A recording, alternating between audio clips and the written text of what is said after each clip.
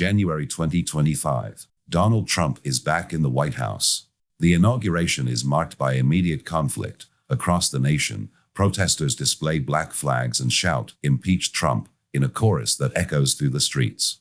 The atmosphere is charged with anger and disbelief, setting the stage for a day that will redefine alliances and expectations. From the very start, Trump makes his intentions clear. Without delay, he reverses the policies of his predecessor. In a brisk press briefing, he announces a decisive cut to military aid for Ukraine. The new directive goes further. Kyiv is now demanded to pay $500 billion in compensation for the support it provided during the ongoing conflict. This move is calculated to reshape international commitments, positioning the war as a transactional affair rather than a humanitarian necessity. Ukrainian leaders and citizens alike are stunned. Memories of the previous administration's generous $100 billion aid, a sum granted without the expectation of repayment, contrast sharply with the new demands. The officials in Kyiv scramble for a response, while everyday Ukrainians question how a nation under siege can shoulder such an astronomical financial burden. The shock in Ukraine is palpable, and every statement in the capital hints at a crisis that could upend long-established international support structures.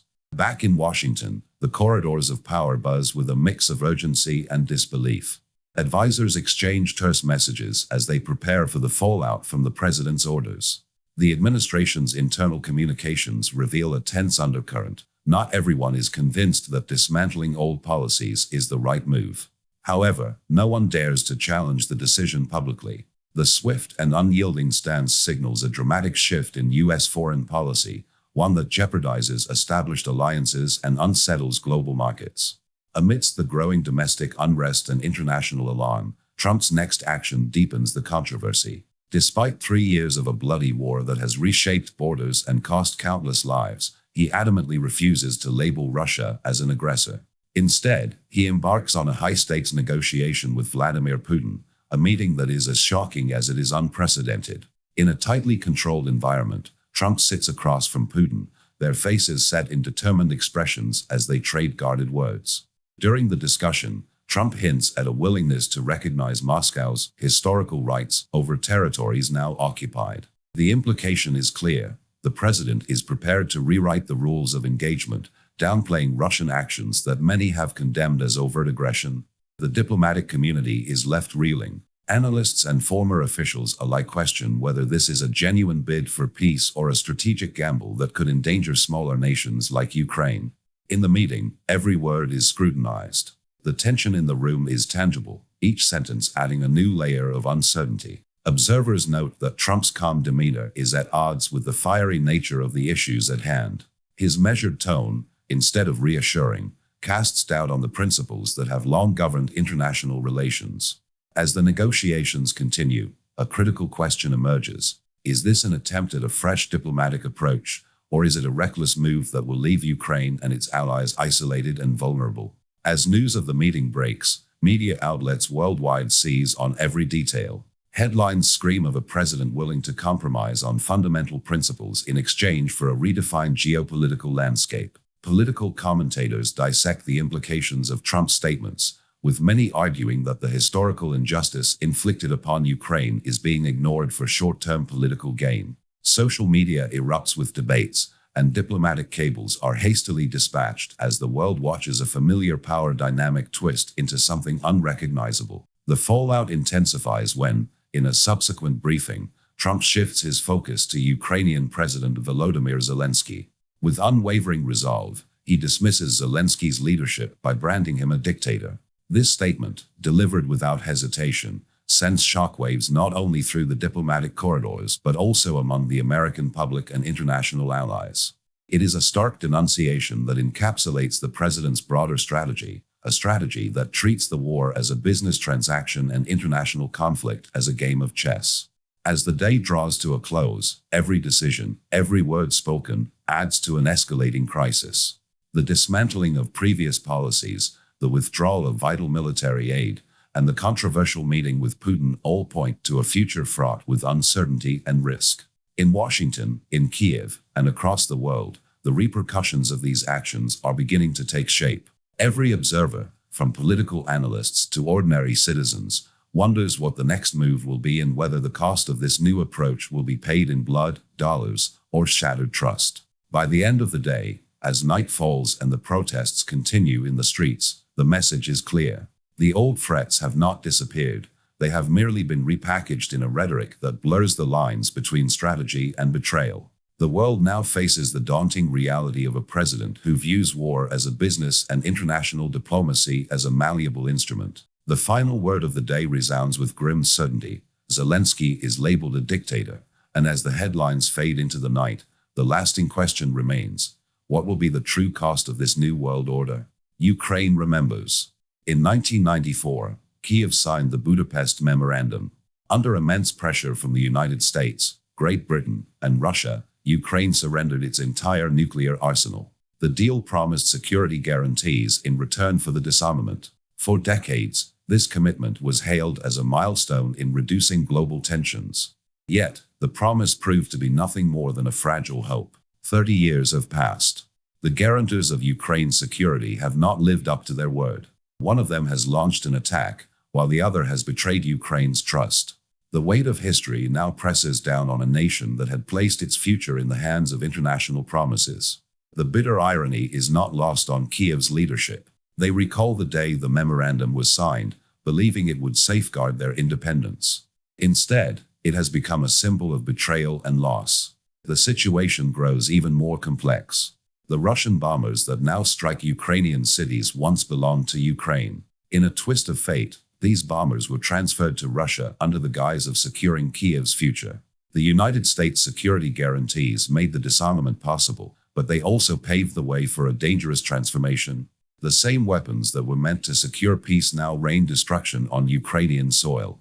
Each strike is a grim reminder of a decision made 30 years ago, a decision that continues to haunt the present. In this climate of betrayal and loss, a new controversy emerges. President Trump, now firmly in control of American foreign policy, refuses to call Moscow an aggressor. Instead, he echoes Russian claims. According to his version, the war did not start because of Putin's aggression but due to Ukraine's own mistakes. His words dismiss the evidence of invasion and bombardment. They twist history into a narrative that suits his agenda. The president's refusal to condemn Russia fuels anger and disbelief among Ukraine's allies and the international community. Across the Western world, scandal breaks out. Political leaders in the European Union voice their outrage. In heated press conferences and closed-door meetings, they warn that if the West betrays Ukraine once more, it will signal the end of the entire system of international security guarantees. This warning is not mere rhetoric. It reflects a deep-seated fear that abandoning Ukraine will erode trust in global alliances. The international order, built on promises and mutual defense, now teeters on the edge of collapse. In response to this growing crisis, European nations begin to act. Behind closed doors, military and political leaders forge plans for a countermeasure. An additional military aid package worth €20 billion is rapidly drafted. The funds are intended to shore up Ukraine's defenses and counterbalance the United States' abrupt withdrawal of support. The move is bold and decisive, a clear statement that Europe will not stand by while its partner is left vulnerable. Every discussion, every planning session, is conducted with a sense of urgency and resolve. The news of this aid package spreads quickly. European newspapers print bold headlines. Social media channels are flooded with commentary. The message is clear: Europe is taking control of its destiny. The announcement not only aims to bolster Ukraine's military capacity, but also to restore faith in the continent's commitment to security. With each passing hour, the tension mounts. Every new detail about the aid package adds another layer to an already volatile situation. Back in Washington, the president's stance is under heavy scrutiny. Analysts and critics alike question the logic behind his refusal to label Russia as an aggressor. His comments are dissected in news programs and debated in parliament halls across Europe. The conflicting narratives leave little room for a clear understanding of the war's true origins. For Ukraine, the betrayal cuts deep. The nation had relied on the international community's commitment to protect it, and now that promise is crumbling. Meanwhile, Ukrainian leaders hold emergency meetings. They review historical documents and assess the ramifications of the Budapest Memorandum. Each page they turn deepens the sense of disillusionment. The decision to give up their nuclear arsenal, made under duress, now stands as a stark lesson in vulnerability. The memory of that day fuels the determination of Ukraine's leaders. They vow to fight back and seek justice, even as the international system that was meant to protect them falters. The unfolding events send shockwaves through the global community. In every capital, the debate intensifies. Is this the end of international security guarantees? Can trust ever be rebuilt after such a profound betrayal? The questions remain unanswered. For now, the focus is on immediate actions. Every government, every military command, is forced to reckon with the consequences of past decisions. As the day draws to a close, the stakes have never been higher. Ukraine stands at a crossroads between hope and despair. The legacy of the Budapest Memorandum haunts every move, while new political decisions add fuel to the fire. In a world where promises are broken and alliances are tested, the future of Ukraine, and the international order itself, hangs in the balance. A wave of resistance swept through Washington as opposition to Trump grew louder. During a press briefing, Senator Adam Schiff took the floor. His voice resonated with memories of past betrayals as he declared, "Since Czechoslovakia, no democratic country has been so betrayed by a Western state." Schiff's words cut through the tension, echoing the deep disillusionment of those who had watched once trusted alliances crumble. Tension mounted even within the Republican ranks. Congressman Mike Lawler, known for his blunt and unyielding style, stated, "Putin is a vile dictator and butcher. He is not our ally." His remark exposed a growing divide among members of his own party, signaling that loyalty to Trump was fracturing under the weight of reality. Outside the corridors of power, thousands of demonstrators converged on Washington streets. They carried banners demanding the immediate restoration of military aid to Ukraine and the impeachment of President Trump. The protests were organized and forceful, reflecting a citizenry unwilling to accept policies that endangered national security and international trust. The demonstrators' chants and slogans filled the air, each call for action intensifying the already volatile atmosphere. Inside the White House, officials grappled with the consequences of this mounting public outcry. Behind closed doors, advisors met in hurried sessions, trying to formulate a response to the escalating crisis. Their discussions were terse and pragmatic, yet the prevailing mood was one of uncertainty. Many feared that the current course would further erode America's standing on the global stage and destabilize the fragile balance of power in Washington. In a move that shocked both domestic and international observers, the White House took another step emblematic of Trump's increasingly cynical approach to governance. In a brief, carefully worded statement released to the press, the administration declared that the United States would now demand Ukraine withdraw its United Nations resolution condemning Russian aggression. This announcement sent shockwaves through diplomatic circles and ignited fierce criticism at home and abroad. Critics argued that demanding the withdrawal of the resolution not only betrayed Ukraine's struggle for security but also undermined the foundation of international commitment. Lawmakers on both sides of the aisle questioned the wisdom of this move, suggesting that it further isolated the United States and signaled a dangerous retreat from established alliances. In heated debates on Capitol Hill and in public forums, voices called for accountability and a reassessment of U.S. foreign policy. As the day wore on, the rift in Washington deepened. The relentless chants of protesters and the clamor of political dissent painted a picture of a nation at a crossroads, its future uncertain. Every new statement and decision added fuel to the raging fire. Debate spread rapidly among political insiders and everyday citizens alike. Many questioned whether this policy shift was a deliberate strategy to undermine long-standing alliances or merely an act of desperation amid a mounting crisis. Uncertainty loomed over the process. The day concluded with one clear and contentious move. The United States demanded that Ukraine withdraw its UN resolution condemning Russian aggression.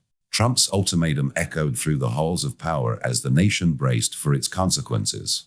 In a televised address, he stated, "Either Ukraine agrees to peace with Russia, or America leaves Europe." His words carried the weight of a decision that would reshape transatlantic relations, leaving little room for negotiation. The ultimatum was a bold, uncompromising stance, a final offer in a crisis that had simmered for too long. For Ukrainian leaders, the demand was unacceptable. They had witnessed past betrayals and refused to capitulate to a demand that undermined their sovereignty. In urgent meetings, Ukrainian officials resolved that any peace deal forced by American pressure would betray their national struggle. They stood firm, and their refusal was sent in a stern diplomatic note. Ukraine would not agree to any peace arrangement that compromised its security or integrity. The fallout was immediate. In response, Washington struck back by erasing all pro-Ukrainian language from the joint G7 statement. What had been a carefully worded declaration of support became a document stripped of any mention of Ukraine's plight. The abrupt change sent shockwaves through European capitals. Allied leaders, long reliant on the United States, were left reeling. The omission of pro-Ukrainian phrasing was seen as a betrayal and a sign that America's priorities had shifted under Trump's administration. In Paris, the reaction was swift. French President Emmanuel Macron, speaking at a press conference in the Élysée Palace, condemned the move. America is no longer Europe's ally, Macron declared, his tone measured yet resolute. We will guarantee our continent's security ourselves. His words marked a turning point in European politics, signaling that France and its partners were prepared to take responsibility for their own defense. Macron's statement resonated across Europe, emboldening other nations to reconsider their reliance on American leadership. The disintegration of transatlantic unity did not stop there. In the United Kingdom, British conservatives, long critical of Trump's policies, voiced their opposition with renewed vigor. Prominent party members issued public statements supporting Ukraine and condemning the president's ultimatum. Zelensky is not a dictator. He is a democratically elected president, declared one leading conservative during a televised interview. His message struck a chord with many Britons, who were increasingly disillusioned with Trump's approach. This stance underscored the growing rift within the West, as long-standing alliances began to crumble under conflicting interests. Across the Atlantic, the policy shift was more than rhetoric. It signaled a reordering of global alliances.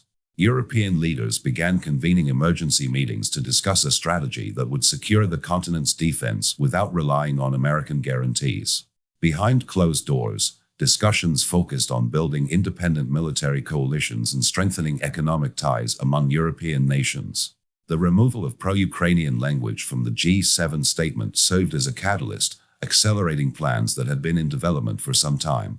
Meanwhile, in Washington, the reaction was a mix of defiance and concern. Trump's inner circle defended the ultimatum as a necessary step to reassert American power and realign its foreign policy. Yet many advisors privately worried that this hardline stance might isolate the United States when global unity was needed most. The decision to pivot away from traditional alliances added to an atmosphere of uncertainty. Behind the scenes, diplomatic channels buzzed with urgency. Secret meetings among European ministers revealed deep concerns over America's unpredictable stance. Informal alliances began forming as nations weighed their options. Ambassadors reported strained calls with Washington, and media outlets speculated about a new era in global politics. Every conversation carried the implicit warning that the old order was collapsing, and new, uncertain alliances were emerging. The stakes were unimaginably high. As the day drew to a close, the divisions became unmistakably clear. The ultimatum had strained transatlantic bonds and set the stage for a dramatic realignment of international relations. The crisis, far from contained, was evolving into a broader conflict that threatened the established world order. Russia launched a new offensive. Strategic bombers, once handed over by Ukraine to Moscow under the Budapest Memorandum, carried missiles that now exploded over Ukrainian cities. The sound of explosions echoed across neighborhoods as residents scrambled for shelter. The relentless barrage forced citizens to confront a harsh new reality. Ukraine was under attack once more. In Kiev, officials convened in emergency sessions. Reports confirmed that the missiles, fired from Russian bombers, had struck densely populated areas. Emergency services raced against time to tend to the wounded. The city streets, usually alive with the hum of everyday life, were now scenes of chaos and despair. Military commanders issued orders to strengthen defenses and prepare for further strikes. In a packed press conference held in a makeshift government building, President Zelensky addressed his nation. His voice was steady, carrying the weight of the decision he had to make. "I will not sign what will destroy Ukraine," he declared firmly. His words resonated with every Ukrainian who had already endured years of conflict and betrayal. The statement was both defiant and resolute, a promise that Ukraine would stand against any forced peace that compromised its sovereignty. The impact of Zelensky's address was immediate. Across Ukraine, citizens rallied, their determination rekindled by their leader's unwavering stance. In a display of unity, people took to the streets once more. Banners were raised, and chants filled the air. Each shout was a declaration of resistance against an aggressor who had repeatedly tried to dictate Ukraine's future. Meanwhile, thousands of miles away in the United States, protests erupted on American soil. Demonstrators filled the streets of major cities, holding signs and chanting in unison. "Trump equals traitor," rang out from the throngs of angry citizens. The protests were not just against the current administration's policies, but also a direct condemnation of Trump's earlier decisions that had left Ukraine vulnerable. In these rallies, Americans expressed their disillusionment with leadership that appeared to bargain away the security of allies for political gain. Back in Washington, the political crisis deepened. Lawmakers on both sides of the aisle began demanding answers. In Congress, a formal investigation was launched to examine President Trump's ties with the Kremlin. Evidence was scrutinized, testimonies collected, and partisan debates intensified. Every new revelation added fuel to the fire, with some lawmakers accusing the administration of deliberate betrayal, while others argued that the investigation itself was politically motivated. The inquiry underscored the deep fractures in American politics, as trust in the executive branch waned and the nation braced for more turbulence. In the midst of this escalating crisis, Ukraine made a strategic decision. Recognizing that relying solely on the United States for military aid was no longer viable, Ukrainian leaders shifted their focus toward Europe. In a series of urgent diplomatic meetings, representatives from Kiev engaged with European officials to forge a new path forward. The discussions were brisk and focused, as Ukraine sought to secure reliable support from a continent eager to assert its own autonomy in defense matters. The response from Europe was swift and historic. The European Union, alarmed by the deteriorating security landscape and the clear signs of American withdrawal from its traditional role, announced the creation of an independent military aid fund. Valued at billions of euros, this fund was designed to bolster the defense capabilities of European nations and their allies without relying on the United States. The decision was revolutionary, a signal that Europe was ready to take charge of its own security. It marked a turning point in transatlantic relations, as European leaders openly declared that their destiny would no longer be tied to uncertain American policies. Public reaction across Europe was mixed but determined. In several capitals, citizens applauded the bold move, seeing it as a necessary step to safeguard their future. In media briefings, European politicians emphasized that this new fund was not a rejection of past alliances but a pragmatic response to an evolving geopolitical reality. The creation of the fund also served as a message to the United States. European security would no longer be held hostage to external decisions. As the day unfolded, the multiple crises converged into a single, defining moment. Ukrainian cities continued to suffer under the new offensive, while their leaders maintained a stance of defiant resistance. Across the ocean, American protests and congressional investigations highlighted a nation in turmoil. In Europe, the historic decision to establish an independent military aid fund signaled a reshaping of alliances, a pivot that could redefine the balance of power for years to come. Throughout it all, President Zelensky's voice remained a beacon of determination. His words echoed in the hearts of Ukrainians who had long fought for their nation's survival. "Trump is not forever. We need peace for many years. But not at any price," he declared in a follow-up address. This statement encapsulated the essence of Ukraine's struggle, a desire for lasting peace that would not come at the cost of its freedom and dignity. In a world rife with shifting allegiances and unpredictable conflicts, Ukraine stood firm. Its leaders, its people, and its allies had all made their positions clear. The battle lines were drawn not just on the front lines, but also in the halls of power across continents. The consequences of every decision would ripple through history, leaving an indelible mark on the future of international relations.